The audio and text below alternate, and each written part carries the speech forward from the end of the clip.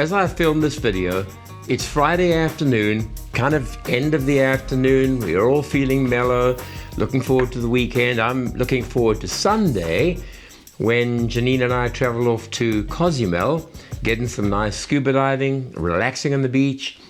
Well earned, I believe, but I cannot feel relaxed. And here's the reason why. Permit me a Friday afternoon rant. I get so mad, and I'm sure you do too, when you read the unbelievable lies and misinformation and deceitful reporting that goes by the common term FUD. Fear, uncertainty, and doubt is what it's meant to provoke. And it always goes just in one direction, to Tesla. When did you last hear of a Business Insider report on Ford owners complaining about the service centers and the service they receive? Here's what you can know for a certainty. Whenever the prevalence of FUD, in other words, articles that propagate fear, uncertainty, and doubt about Tesla, when those begin to propagate, when it seems like they're everywhere, that is the point at which you know for a certainty that Tesla is winning. See, you don't kick a dead horse when it's down, you just leave nature to its course. And if they thought that Tesla was quietly dying and disappearing, they would simply leave it to its course, and then they'd begin to dance on its grave when it was finished. They know that Tesla is winning. They are desperate to make sure that does not happen. And as they watch vehicle companies, the legacy OEMs, flock to Tesla to share in their supercharging network, later to share in their autopilot technology, or even the software that runs the car to share that technology, the business press that depends heavily on the ICE industry, combustion engine cars, for its revenues, springs to their defense and becomes almost desperate. I wanted to focus on just one article this afternoon, but there were two others. Both of these are the same thing, so I'll just dip between the two of them. They feature Facebook co-founder, I think it's Dustin Moskovitz, who came out with the most ridiculous claim you have ever heard. And of course, the press and Business Insider and Axios all jumped onto it. It goes like this. This is the premise of Dustin Moskovitz, co-founder of Facebook. Here's what he said. 2 big lies propelled Tesla to its dominance in EVs. And you say, well, really? Surely that's kind of actionable. If Tesla were just lying, somebody would have taken them to court. Oh, they are trying to take them to court for these. The biggest lie, according to him, is the range, the promised range, does not live up to the promises. In other words, the range that we Tesla owners get was all false pretenses by Tesla, telling us we'll get one thing and then in fact we get another.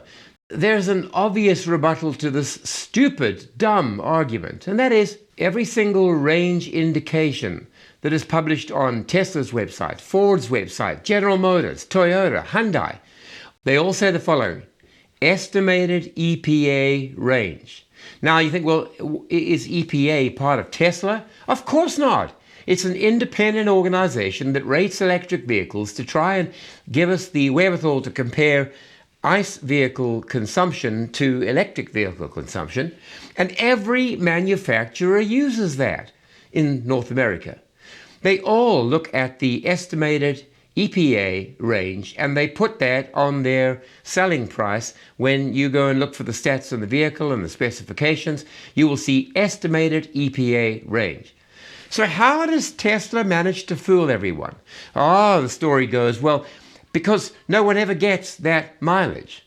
So you mean that people who buy a Ford Mustang Mach-E or they buy the Jaguar I-Pace, they get the mileage they promised? Of course not. It's ridiculous.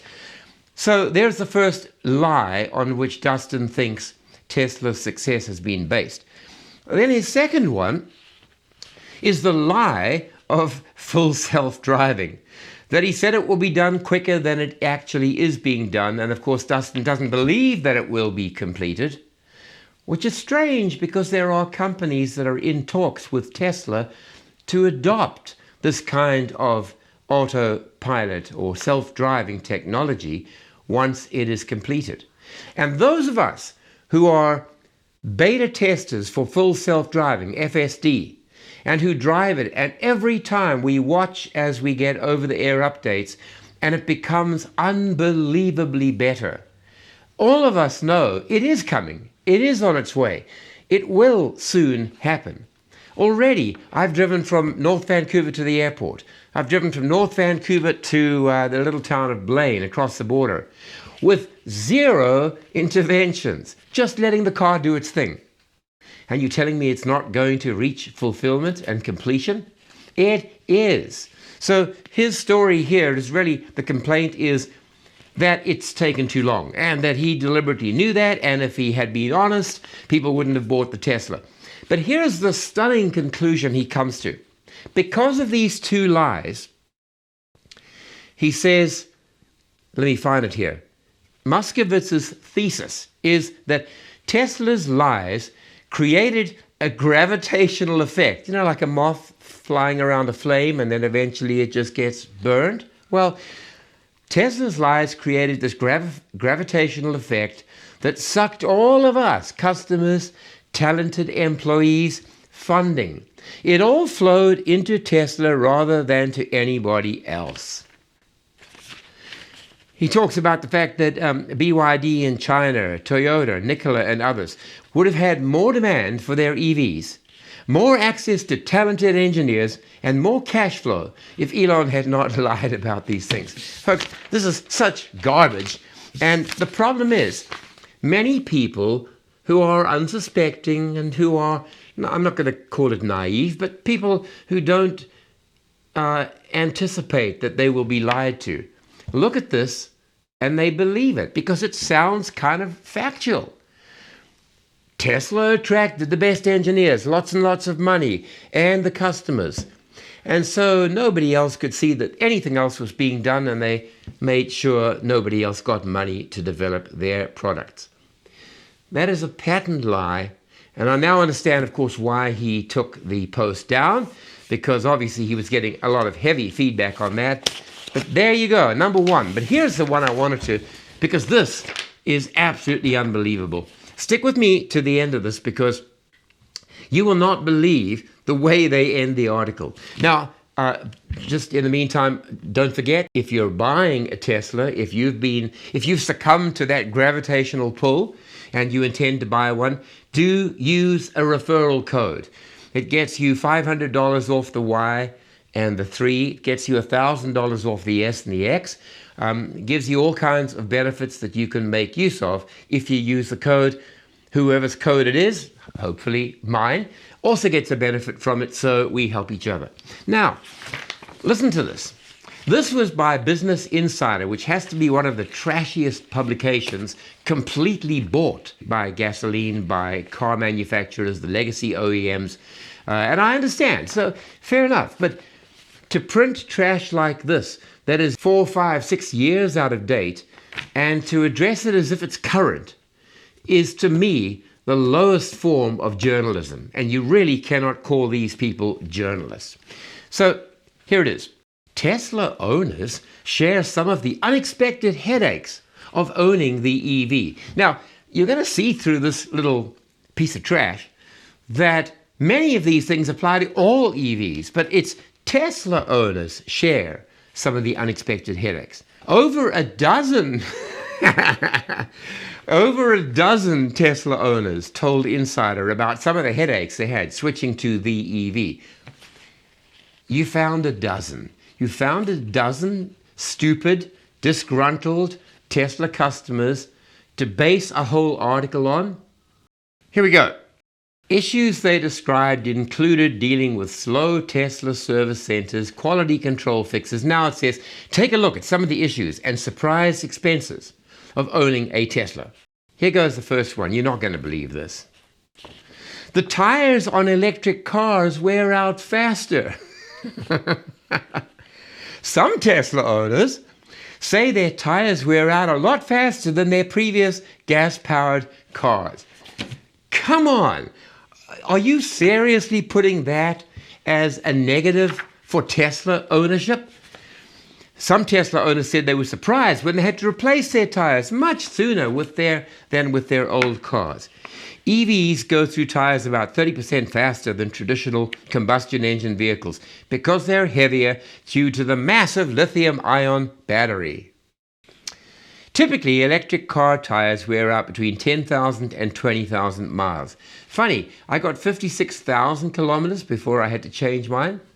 I guess I don't drive like every excited Tesla owner showing how powerful his car is. What a stupid thing to put as a complaint by Tesla owners. Number 2, EV owners can also face higher insurance rates. When I used to buy gas cars, I had a Chevy Astro, I had Toyota Corolla. They didn't cost all that much. Insurance was obviously less. When I purchased a $56,000 Canadian electric vehicle, of course the insurance went up, but not by that much. But it went up because it's a more expensive car, and repairing a car with a battery and all of the other things that might need to be replaced is going to cost more because they come from only one supplier. Now, we know that before we buy. Why? We do the research. We're not stupid.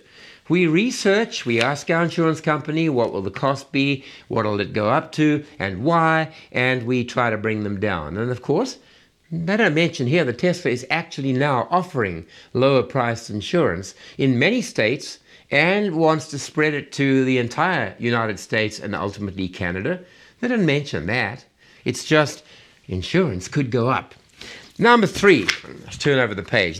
Folks, these are real FUD. Some Tesla owners have horror stories about the company's service centers, right? And your point is that Ford, Toyota, Lexus, their owners do not have horror stories about their service centers? Come on. But when do you ever see those stories? You only see the stories about Tesla owners. Now, Tesla has done a tremendous amount to improve. They've sent out mobile technicians to our homes, to our places of work, where things can get fixed. They've scheduled us through the app, which makes it very convenient. And there are so many things Tesla has done to improve service. But we know that from time to time there are going to be issues. That's reality. So it is with other car companies. So don't tell me this is a Tesla problem and you picked 12 people who were unhappy with a service to report on. Number 4, Tesla door handles can be finicky. Oh dear. What do they say? Listen to this. Tesla door handles can be finicky and prone to breaking, owners say. Tesla's signature sleek door handles can be a hassle at times, several owners told Business Insider. From issues with getting the doors to open in freezing temperatures, are you telling me that none of the other vehicles have battles to open their car in minus 20, minus 15 temperatures? I've had other cars. They all froze up from time to time. But Tesla, apparently, it's a real problem with. Excepting you can actually spray them in advance of the winter season with a type of a silicone and prevent it from freezing up, but no, it doesn't get mentioned here. However, multiple Tesla owners, you said you interviewed 12, and I don't think it happened to all 12. Multiple owners said handles broke off on their hands. Yeah, if your door's frozen and you're trying to force it open, I guess it might sometimes break off in your hands. I've had the car for 5.5 years. I've opened the doors thousands of times. It's always a gentle action. Push with a thumb, pull with a hand, and it opens beautifully. I've never had this issue. Anything more in this particular point? Oh, here's one. To do with door handles. Other owners said they've had trouble getting their phone to connect and open the doors using keyless entry. It'd be raining, or you're carrying groceries, and you have to fiddle with your phone to try and get it to disconnect. I've had occasional instances where the phone doesn't unlock the car. In almost all of them, It was due to my phone and its Bluetooth, and I had to turn Bluetooth off, reconnect, and it was fine. So perhaps these stupid people that they interviewed had no idea that there are connectivity issues with Bluetooth with any device you're connecting to, and that from time to time you lose connectivity. That's why you get a key card, and you can keep the key card in your pocket, walk up to the B pillar, put it on the B pillar, and the door will open anyway. So please, this is somebody looking for things to criticize Tesla for and dragging up the most stupid things that any intelligent human knows not to be the fault of the car, but to be the fault of our flaky phones. Number 5, at-home chargers can add to the initial cost of buying an EV.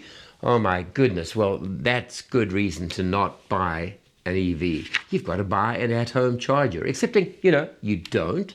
If you're happy to charge on the 110 volt input, Tesla can come with mine came with the charger, or you can get them for very little. But of course, putting a 240 volt charger makes absolute sense because 98% of our charging is done where? At home, not at Tesla superchargers, in our homes. And it's done overnight, and it never inconveniences us. And when you wake up, the car is full and you're on your way. Number 6. Some Tesla owners say they've noticed quality control issues over the years. And here they dredge out the hoary old chestnuts of panel gaps, slight misalignment, saying that sometimes people have to take their cars in to get them fixed. But it shows lack of attention to detail. And then they really think that they're killing it with this. In 2018, engineering consultant Sandy Munro, may peace be on him, loved that guy. Sandy Munro said Tesla's Model 3 had serious production flaws. I can't imagine how they released this, said Munro at the time. Now, you would think that if they were fair, they would say, but since that time, as quality has improved, Sandy Munro has become one of the most ardent proponents of Tesla, all things Tesla, Tesla design, Tesla innovation, Tesla pricing. He's become one of the most ardent proponents. No, they're not going to mention that because they wanted to get in with the smear, with a slur. And they'll use Sandy Munro without crediting him with having changed his opinions over time. This kind of stuff is going to go into the trash can after I finish the episode. How about number 7? Tesla owners say they're disappointed with the company's full self-driving software.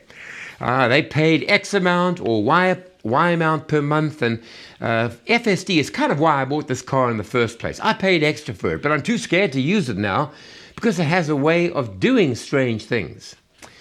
Now, look, I've been beta testing FSD for a year and a half at least.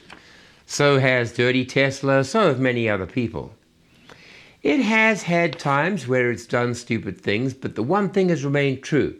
Every single time it updates, there are dramatic and visible, tangible improvements to its behavior. I went downtown today on a Friday lunchtime, which is no fun. I went in with no interventions. It chose the right lane, it turned when it needed to, it carefully monitored cars, pedestrians, traffic, everything that was happening around us, and it did sensible things. Yes, I might have gone a little faster as a human. I cannot fault the car on being careful and cautious. I'm happy that it is. Please, people, if you're going to buy the stuff, you know that Elon works on Elon time. Yes, things take longer. He's not lying to you. He has all of the best intentions. Sometimes things take longer. Usually they do. It's like computer time. I tell my wife, just be 20 minutes, just got to finish this. She says, is that 20 minutes computer time? Because I know that'll be an hour or an hour and a half. And she's right. And Elon time is a very similar thing to computer time. But it is working. It's getting there. So if people don't want it, well, then stop paying your subscription. That's easy. If you don't want it, sell your car with FSD, get some benefit, and buy one, and don't buy FSD. But I'm telling you, it's on its way, and it's very, very good. Number 8, Teslas have been known to have apparent issues with phantom braking. Yes, widely reported. And I said to Janine today as I traveled through town, under trees, under shady arches, I said, have you noticed? Every time it comes to a shadow, there is no response by the car. It ignores them. I haven't had phantom braking now in a year and a half. So don't take issues that have been reported and make like that is the current state of FSD when it's not. Business Insider. Number 10. On the other hand, some FSD enthusiasts say they wish the car maker would allow FSD transfers. Well, you know what? He's just allowing it. If people who buy in the next quarter trade up to another Tesla, he's going to allow them to transfer it. And the habit of Elon has been often to extend these things over time. And also, I know there'll come a time when no one will pay a lump sum for it. Everyone will pay a subscription. And all you do when you sell your car is you stop paying the subscription on that car and you pay it on the new one. Don't make as though this is a serious issue. Number 11. When you buy a Tesla, you might actually want to read the instruction manual, owners say. Duh! There's a learning curve when it comes to owning a Tesla, especially when it comes to the high-tech features in the car, several owners told Insider. This is a remarkably well-hidden secret that we should read the instruction manual. All right. Most people with an ICE vehicle don't look at the manual because pretty much everything is the same across the board. Not true. Massey said, referring to a gas-powered car, with a Tesla, you basically have a computer on wheels. True. That you have to figure out. True. So you need to take the time to sit down and go through all the things on the infotainment system and read up on all the new features. True. But what's wrong with that? We do that whenever we buy anything, a new computer, a new guitar, a microphone. We do all of those things. How about this one? Range anxiety can be an issue for Tesla owners. And then in small font, though it's the best EV when it comes to charging. So you're telling Tesla owners range anxiety is a thing, and I'm telling you it's not.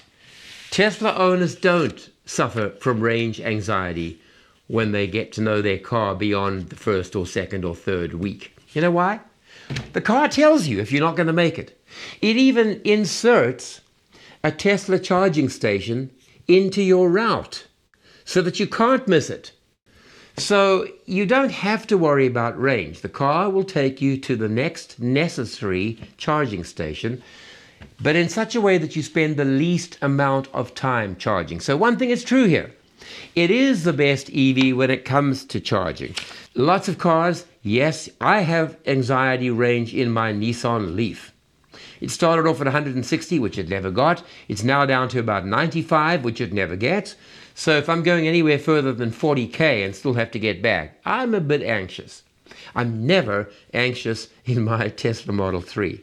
Let's go to the final point. And I said to you, wait till the end. This is delicious. They leave these kind of statements to the very end. Even these other two articles, they did exactly the same. They left a positive statement until the end. And listen to this. All hiccups aside, many Tesla owners love their car in spite, or even in some cases because, of the vehicle's quirks. I don't know that we love our Tesla because of its quirks. We love our Tesla because it has one of the most powerful motors available, one of the best batteries in the industry. It has over-the-air updates that keep our car improving from day to day. It has full access of all the Tesla supercharging stations. It is a brilliant, beautifully well-designed car. That's why we love it. Not because it has little quirks. But nevertheless, it is a positive statement, which they managed to insert into the last 3 lines. Many Tesla owners told Insider. Now, you didn't mention that at the beginning of the article, did you? Many Tesla owners told Insider that while they know the car can have its issues, many of the perks of owning the EV outweigh some of the headaches. If you want to be an early adopter, you've got to put up with some stuff, and people are spoiled if they don't realize that, Mac told Insider. Well, why didn't you start with that statement and then cut out all the statements that applied 5 years ago and write an actually balanced article? We know why. They're pandering to their advertisers, who are the legacy OEM manufacturers, and they're trying to pay the bills. They do not want to lose those advertisers. But you know what? That means that you and I have always got to be on guard and very, very wary of these kinds of articles that try to spread FUD, fear, uncertainty, and doubt. We know better. And if you want to find out what a Tesla is really like, ask an owner. Ask me. I'll be happy to tell you. So thank you very much for sticking with me on my Friday rant. I can now breathe out and prepare for a wonderful, wonderful, relaxing time in Cozumel. And I will do my best to send something to you all from where I am. Remember, Cozumel is in Mexico, and Mexico is the country that is hosting the next big gigafactory.